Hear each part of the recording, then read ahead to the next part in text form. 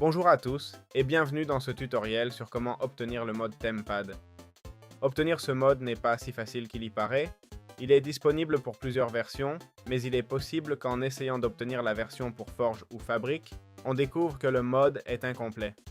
Ils ont sorti une mise à jour, il faut cliquer ici sur Show Alpha Files, sinon on ne verra pas les versions bêta. Selon notre configuration, la version qu'on veut utiliser est la dernière, celle de 2025, du 11 mai, disponible uniquement pour NeoForge. C'est le premier mode que je vois qui utilise NeoForge comme version principale, car d'habitude ils font des ports pour tous les autres et NeoForge est juste l'option supplémentaire, non? Mais celui-ci utilise NeoForge comme base et les autres versions sont vraiment obsolètes, ok? On a Forge, mais c'est de 2024, donc ça date d'un an et demi. Donc, voilà, NeoForge, on va à Revelations, on cherche le Botharium, on cherche le Botharium, on n'en a pas besoin. On prend Resourceful Config et Resourceful Lib, et voilà, on va dans Fichier, puis dans Mod Loaders, on sélectionne NeoForge, 3 boutons, et on choisit la version qui est la 1.21.1, 3 boutons, et obtenir le fichier. Évidemment, on doit aussi avoir le logiciel NeoForge et Resourceful Lib. Et où est-ce qu'on met ces modes? Eh bien, Windows plus R, App Data, on va dans Roaming puis .minecraft et le dossier mod, d'accord? C'est ici qu'on va stocker ces modes. Et voilà, on peut commencer à jouer à TempPad sans aucun problème. Très bien, comment générer de l'énergie Chronon dans Minecraft avec le mode TempPad? L'énergie Chronon est la ressource de base de ce mode et elle alimente tous les dispositifs de téléportation et de manipulation temporelle. En gros, nous avons la cellule Chronon créée en combinant des lingots de fer, de cuivre, de la redstone et un éclat d'améthyste. Elle fonctionne comme batterie de base et stocke cette énergie, qu'elle soit équipée ou dans un emplacement d'amulette, si on a un mode pour ça. Ensuite, nous avons le générateur Chronon, créé en combinant des lingots de fer, une horloge et une cellule Chronon. Et en gros, ce qu'il fait, c'est qu'on peut le porter dans l'inventaire, dans l'emplacement du bracelet, et il génère passivement de l'énergie et charge les cellules. Ensuite, nous avons la batterie Chronon, créée en combinant des lingots de fer de l'acier temporel fait avec des débris de néthérite, 2 cellules Chronon et un éclat d'améthyste, ce qui donne une version améliorée du stockage. Et puis nous avons le chronomètre, qui est fabriqué avec de l'acier temporel, d'accord? Un peu comme le générateur Chronon, mais en version supérieure. Il génère du chronon plus rapidement et efficacement quand il est dans votre inventaire ou dans les Curios, d'accord? Donc nous aurons absolument besoin du mode Curios pour jouer à NeoForge. Sinon, comme vous voyez, ça ne charge même pas. Comment utiliser le métronome? C'est essentiellement un système avancé de stockage et production de chronon pour le mode TempPad.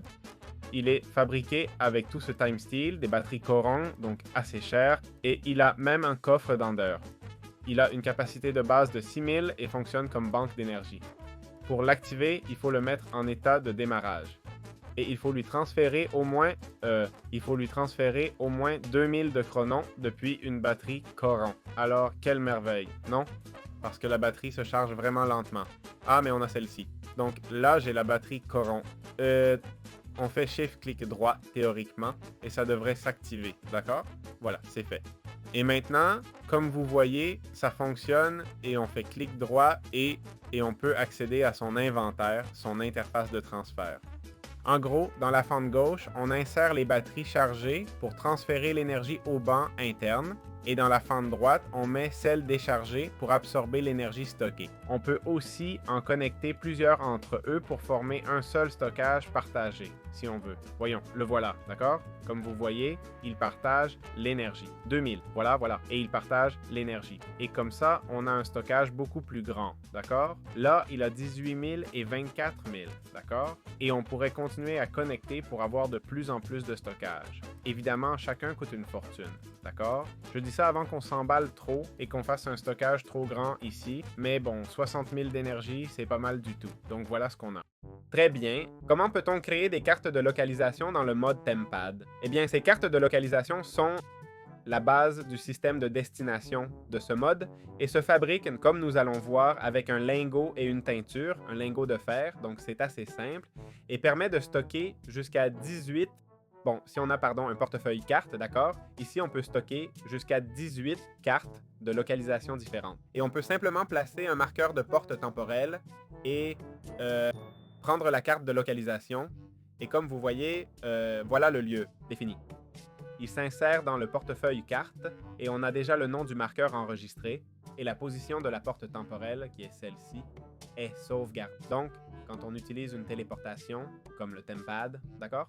Voilà le marqueur, pardon. On appuie sur téléportation et un portail se crée vers l'endroit qu'on vient de marquer, d'accord? Comme on peut voir, c'est assez simple. Et ainsi, dans le portefeuille carte, on peut avoir plusieurs téléportations sans aucun problème. Bien, comment configurer les marqueurs et le chronomarque? Voici comment. Time Door Marker et Chronomarque. Très bien, d'abord on va au Time Door Marker qui se fabrique comme ceci. C'est interactif. Si on fait un clic droit, on peut changer le nom, la couleur. D'accord, je ne sais pas si à l'extérieur change aussi, donner ou non un accès public. Et puis on a le Chronomarque qui a une fabrication différente. Il se fait avec du Time Steel, des lingots d'Ira, etc. C'est une version améliorée du Time Gate. On peut changer le nom, régler l'angle du portail qui peut y accéder et aussi changer sa couleur si on veut. Et voilà, on sait maintenant. On prend une carte de localisation, on fait un clic droit, on sauvegarde et on peut se téléporter sans problème. Très bien, comment utiliser le projecteur Time Door? C'est un artefact indispensable pour ouvrir des portes temporelles dans le mode Tempad. D'abord, je vais vous montrer le craft qui est celui-ci avec une batterie Chronon qui stocke sa propre énergie. Elle peut contenir jusqu'à 4000 d'énergie et consomme cette réserve interne quand elle ouvre des portes. Chaque ouverture dépense environ 1000 chronons et s'utilise à la main. En gros, on place une carte de localisation avec une position enregistrée et on fait un clic droit avec le projecteur Time Door en main. C'est un peu compliqué à faire en main, non? En fait, dans la main, je ne sais pas trop. Voyons, c'est l'inverse. Bref, ce qu'on fait, c'est mettre la carte de localisation dans le projecteur comme vous avez vu et l'activer avec un signal redstone. D'accord? Alors on l'active et oh, ça m'a téléporté directement là-bas comme si de rien n'était. D'accord? Et voici le portail. D'accord? Comme vous pouvez voir. Et voilà, on peut retirer la carte avec un clic droit et la remplacer par une autre, d'accord? Sans aucun problème. Et tout ça, théoriquement, tu peux le faire avec le projecteur Time Door en main, mais bon, c'est que je n'y arrive pas, franchement. Je ne sais pas trop comment ça marche. Peut-être que c'est impossible. Donc voilà, c'est ce qu'on a. Je vais utiliser le diffuseur de localisation. Celui-ci définit un point où les autres joueurs peuvent venir se téléporter, d'accord? Il se fabrique avec des lingots de fer, de la redstone et des émeraudes, s'équipe dans l'emplacement amulette et peut être activé ou désactivé. Ok? Là, il est désactivé et maintenant, il est activé. Et quand il est activé, la position du joueur qui le porte devient une destination disponible pour les autres. Compris? Donc, quelqu'un pourrait se téléporter où je suis via un tempad avec l'amélioration de téléportation du joueur. Ok? C'est celui-ci ici. Clique droit sur le tempad et on équipe l'amélioration. Comme je suis seul, je ne peux pas vraiment le tester. Je crois qu'il suffit de l'avoir dans l'inventaire pour que ça marche, d'accord? Je ne sais pas s'il a un emplacement spécifique comme dans Curious.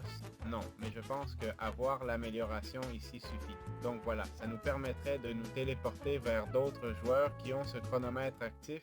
Très bien, comment utiliser le dispositif de filtrage? Le dispositif de filtrage est une version avancée du diffuseur de localisation. D'accord? Il se fabrique simplement avec une boussole, de la redstone, des émeraudes et de l'acier temporel. Sa fonction principale est, comme le diffuseur de localisation, de marquer votre position comme destination où d'autres peuvent se téléporter. Il s'intègre directement avec le tempad amélioré et bien sûr, on peut l'équiper. Le voilà. Comme vous voyez, actuellement, tout le monde peut me voir, c'est ce qui est indiqué. La différence principale avec le diffuseur de localisation est qu'il permet de filtrer qui peut se téléporter. OK? Ce filtrage utilise des cadres d'équipe ou framework compatibles avec d'autres modes qui ne sont pas inclus par défaut dans le tempad, mais qu'on peut configurer pour que seule l'équipe ou le joueur puisse se téléporter vers vous. Je répète, comme il n'y a pas d'autres joueurs, je ne peux pas le voir, d'accord? Je suis tout seul, même pas en LAN. Voyons, maintenant je suis en LAN. Je ne sais pas si ça va changer quelque chose. Voyons, screening everyone. Rien, ça ne change rien du tout. Donc voilà, c'est idéal pour les serveurs qui veulent contrôler qui peut utiliser vos coordonnées et pas grand-chose d'autre. Très pratique, vraiment, pour se téléporter entre 3 joueurs.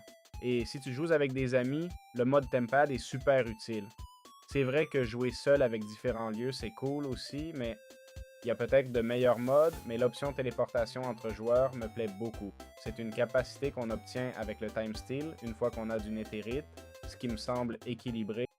Comment obtenir et utiliser le Time Steal?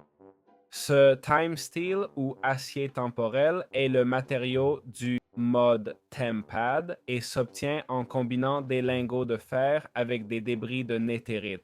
C'est une ressource coûteuse mais essentielle pour les versions avancées. Ses usages principaux sont tous les objets du mode.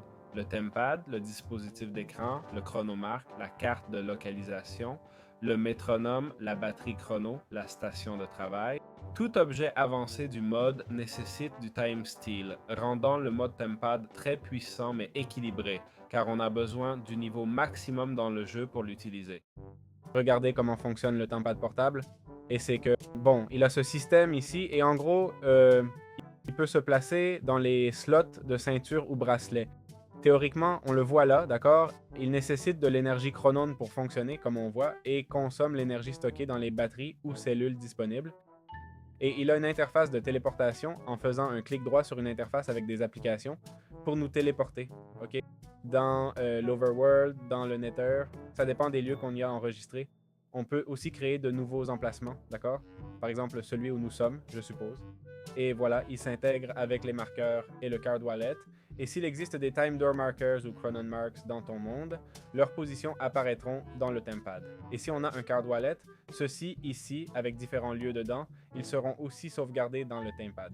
En plus, dans la partie configuration, on peut changer le portal setup, ajouter de nouveaux lieux, timeline de voyage et tout, ok? Pour changer l'appli par défaut, ok? Pour qu'en ouvrant le tempad, une chose ou une autre s'affiche, comme le portal setup ou autre. Très bien. Comment peut-on utiliser la workstation dans Tempad? La workstation se fabrique avec 3 lingots de cuivre et 2 d'acier temporel, puis se connecte au Tempad, d'accord? Comme vous voyez, on place le Tempad, clic droit pour le connecter, et dès lors, en ouvrant l'interface workstation, on voit tous les emplacements du Tempad, voilà, comme Mar, Hello et autres. En gros, ça fonctionne comme un projecteur de porte temporelle fixe. On choisit une destination, configure la forme, l'angle, le décalage avant, arrière, hauteur, option, et s'active avec de la redstone. Tant qu'il reçoit un signal, la porte reste ouverte et consomme du chrome en continu pendant qu'elle est active.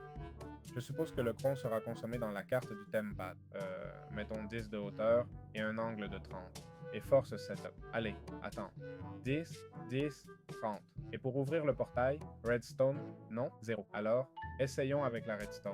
Voyons. Et voilà, j'ai ouvert le portail, ok? Wow. Plus que la hauteur, c'est la position qui a changé, non? Et moins 2,5. Si je le mets à moins 5,5, quoi? Voyons. On retire la redstone, et voilà. Comment pouvons-nous améliorer la workstation?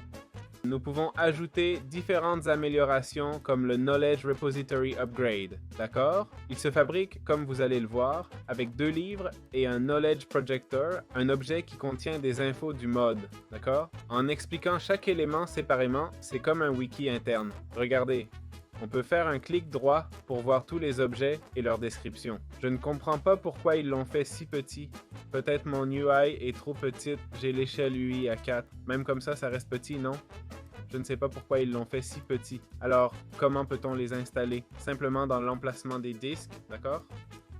On place le tempad, clic droit, et je pense que c'est ça ici. Voilà, clic droit et c'est utilisé. Et maintenant, il a le tempad. On a le Knowledge Repository et avec le tempad, on a accès au Knowledge Repository. Si on le souhaite, on a cette nouvelle section. Il y a aussi le Player Teleporter Upgrade. On fait clic droit pour l'installer et voilà, c'est fait. D'accord? Maintenant, on peut se téléporter vers d'autres joueurs, mais il n'y en a pas. C'est comme ça qu'on équipe des améliorations à notre tempad. Comment fonctionne Time Twister? C'est essentiellement un artefact de gestion de timeline du mode Denfa. Pour le crafter, il faut 2 time steel, une chronobatterie, une ender pearl, 3 vitres teintées et ça enregistre les événements importants comme l'entrée dans une dimension, la sortie, la mort d'un joueur, le respawn et ces événements s'affichent comme des nœuds sur une timeline, ok? Comme on peut voir ici, on aurait la timeline. Quand on ouvre le Time Twister, on peut sélectionner n'importe quel événement enregistré et s'y téléporter, revenant à cette position et dimension, ce qui est considéré comme un voyage dans le temps. Voyons, je vais à ma règle, Keep Inventory, Kill, je vais me tuer et regarde, j'ai mis Keep Inventory, mec. Ah, je ne l'ai pas mis sur True. Oui, maintenant, j'ai vraiment tout gâché. Bon, alors Time, Keep Inventory True, on recommence. Et maintenant, en faisant clic droit, ça devrait être sauvegardé. D'accord? Ça n'apparaît pas. Et je vais enlever le Keep Inventory True, au cas où. Voilà, je le lâche et tout, et voilà l'objet. Je ne sais pas ce qu'il a sauvé, peut-être qu'une mort comme ça ne marche pas bien. Voyons celle-ci. Voilà, maintenant ça m'apparaît. Voilà, réapparaître dans l'Overworld, d'accord? Clic droit ou à l'endroit de la mort, d'accord? Et apparemment, je ne peux l'utiliser qu'une fois, donc voilà. Et à quoi ça nous sert? Eh bien, à récupérer des objets après la mort, à retourner au portail, et bon, il est conseillé de le garder dans un coffre Ender pour l'avoir après la mort. Je vous dis aussi, vous devriez avoir un coffre Ender quand vous mourrez, d'accord? C'est-à-dire, la recommandation n'est pas très pertinente, non? Si tu as un endroit pour mettre le coffre Ender, tu as aussi un endroit pour le Time Twister. Je l'ai aussi placé là, dans le coffre Ender. Très bien, comment combiner le Time Twister et le Tempad? On peut fusionner ces deux appareils, d'accord? Théoriquement, avec le Tempad en main, on fait un clic droit avec le Time Twister dessus. Voyons voir, clic droit. Oui, voilà, et c'est tout, non? Et c'est tout, c'est réglé. Et voilà, Travel Timeline. Et là, je me suis téléporté. Ah, regarde, à ma dernière mort. Super. D'accord? Donc voilà. Et hop. Et olé, olé, olé. En fait, et l'amélioration, ça marche aussi comme ça? Non, pas l'amélioration. Mais ça, oui. Je ne comprends pas pourquoi ils l'ont fait ainsi alors que les autres seules façons d'ajouter des améliorations au Tempad, c'est avec un établi. Je veux dire, je n'ai pas bien compris ça, mais bon. Avec ça, on a couvert tout le mode. J'espère que ça vous a plu et on se retrouve dans les prochaines vidéos. Ciao, ciao.